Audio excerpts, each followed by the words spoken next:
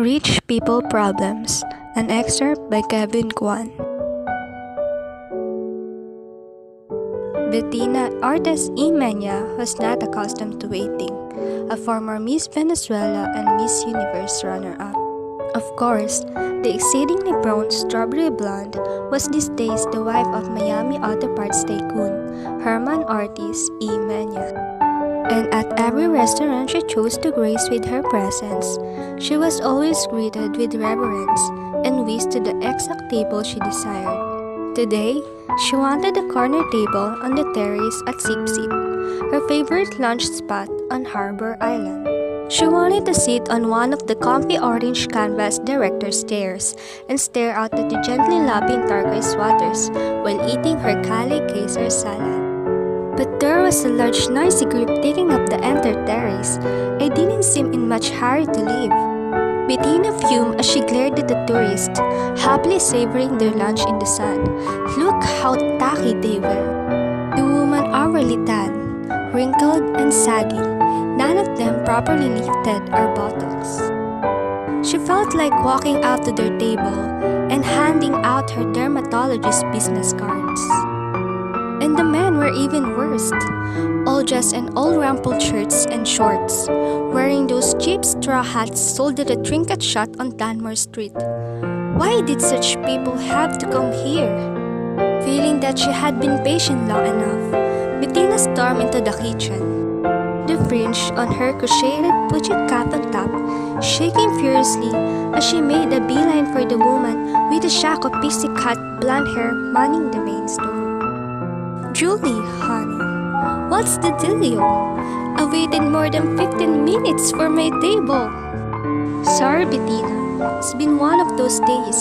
The party of 12 on the terrace showed up first just before you did. Julie replied as she handed off a bowl of spicy conch chili to waiting server. But the terrace is your prime spot. Why on earth did you let those tourists take up all that space? Well, the tourist in the red fishing cap is the Duke of Glencora. Sparty just boated over from Windermere. That's his Royal Husband you see moored off the coast. Isn't it the most handsome sailboat you've ever seen? I'm not impressed by big boats. Bettina huffed, although secretly, she was rather impressed by people with big tattle. From the kitchen window, she surveyed the party assembled on the terrace with new eyes.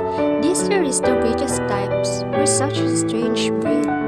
Sure, they had their sable roll suits and their halum charas, but when they traveled, they looked so painfully frumpy. It was only then that Bettina noticed three well-built men in faded white t-shirts and black Kevlar pants sitting at the adjacent table. The guys weren't eating, but such watchfully, sipping glasses of seltzer water. I assume that's the Duke's security detail. They couldn't be more obvious. Don't they know that we're all pioneers here in Brilliant, and this isn't how we roll? Actually, those bodyguards belong to the Duke's special guest. They did a whole suite of the restaurant before the party arrived. They even searched my walk-in freezer. See the Chinese fellow seated at the end of the table? Bettina squinted through her Dior X-Day sunglasses at the portly, balding, 70-something Asian man dressed in a nondescript white shirt sleeve golf shirt and gray trousers. Oh, I didn't even notice him. Am I supposed to know who he is? That's Alfred Shang. He looks like their chauffeur. Doesn't he look like that guy that used to drive Jane Wyman around in Falcon Crest? From what I hear, that chauffeur is the most powerful man in Asia.